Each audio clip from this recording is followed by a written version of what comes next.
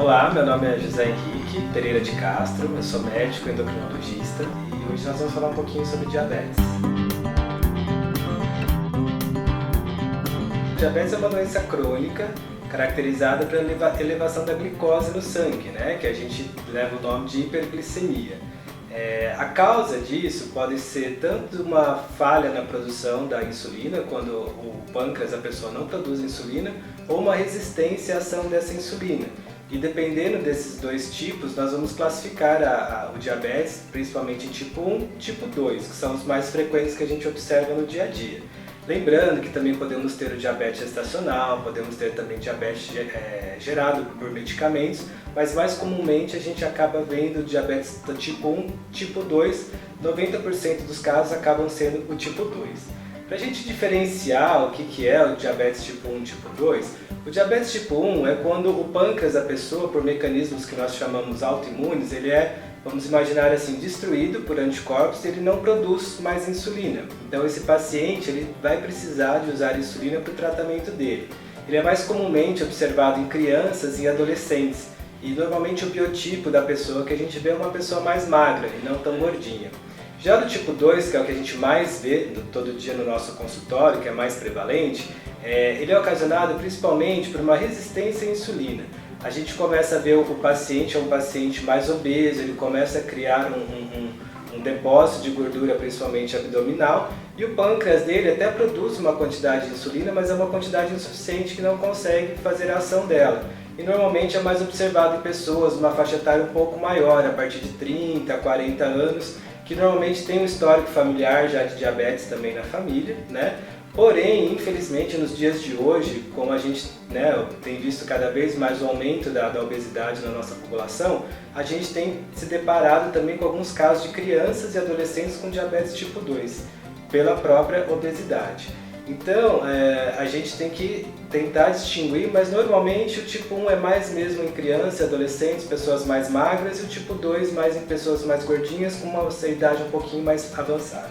Os principais fatores de risco que nós temos para o desenvolvimento de diabetes seria o sedentarismo, né? A pessoa que não se faz nenhuma atividade física, o excesso de peso, né? A pessoa começa a engordar, criando essa resistência à insulina que a gente diz, e também a pessoa que também já tem um histórico familiar, né?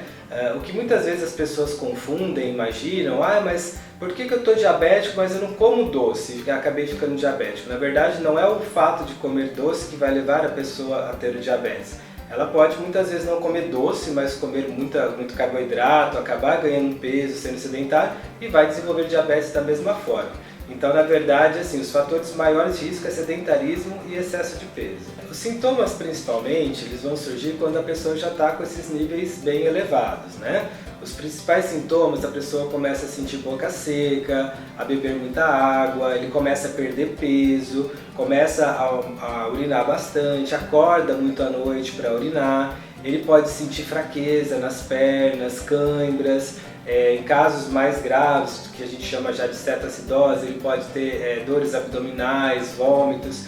E o que a gente diferencia? Esses sintomas no tipo 1, né, naquela pessoa mais magra normalmente, ou nas crianças, esses sintomas eles aparecem abruptamente. Até então a criança estava bem e de uma hora para outra ela já começa a sentir esses sintomas. Já no tipo 2, esses sintomas eles são mais gradativos, eles vão aparecendo gradualmente. Né? E aí sim a pessoa pode suspeitar de estar com diabetes. Na criança, uma dica que a gente pode dar para os pais observarem, aquela criança com 4, 5 anos que já não faz mais xixi na cama e começa a fazer xixi na cama do nada, sem uma causa identificada, se ligar que a criança está desenvolvendo diabetes. Em homens, mulheres, às vezes com infecções genitais candidíase, que a gente diz, né, a mulher começa a ter coceira vaginal, o homem hiperemia no pênis, também pode ser um indicativo que ele está desenvolvendo o diabetes. Atualmente, o que a gente tem observado é uma incidência de diabetes tipo 2 em crianças pela alimentação inadequada, pela falta de atividade física, o excesso de peso.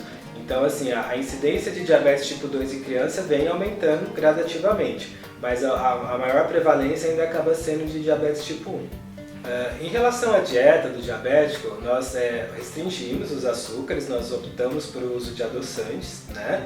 E o que o paciente tem que entender também, que não é só ele deixar de comer o açúcar, ele também tem que ter um certo cuidado em relação a carboidratos. Ele não vai poder comer em excesso, ele pode sim comer, mas numa quantidade recomendada pelo médico dele. De preferência os produtos integrais, o pão integral, o arroz integral. Por quê? Porque esse carboidrato dentro do nosso organismo ele vai ser transformado em açúcar da mesma forma. Então muitas vezes o paciente ele acha que ele só tem que parar não vou comer não vou utilizar mais açúcar, vou usar só adoçante, mas come muita quantidade de carboidrato, ele acaba tendo descontrole glicêmico da mesma forma. As frutas também, não achar que por ser fruta, a gente sabe que a fruta, lógico, ele é muito saudável, mas ele tem o açúcar dentro dela própria, né, a frutose. Então também tem as cotas diárias recomendadas para o paciente estar se alimentando. A pessoa sendo diagnosticada, é importante que ela faça o tratamento o mais rápido possível. Por quê? O diabetes ele é uma doença crônica e ele é progressiva. Então essa pessoa fazendo o tratamento adequado, o que a gente orienta é sempre procurar um médico especialista, que nesse caso é o endocrinologista, né? Ele vai ser orientado tanto da parte alimentar, quais as recomendações alimentares para esse paciente, a atividade física para ele estar fazendo e as medicações. Hoje em dia, de 20 a 10, nem 20, vamos colocar 10 anos para cá, tem evoluído muito o tratamento do diabetes com novas drogas, novas insulinas. Então hoje em dia está muito mais fácil, muito mais tolerante para o paciente esse tratamento. E o importante é a gente tratar isso logo no início do diagnóstico para esse paciente não vir a ter as complicações. Porque o problema do diabetes é que no futuro ele pode acarretar complicações como cegueira, insuficiência renal, amputações, riscos de infarto. E com o tratamento a gente consegue diminuir a chance dessas complicações.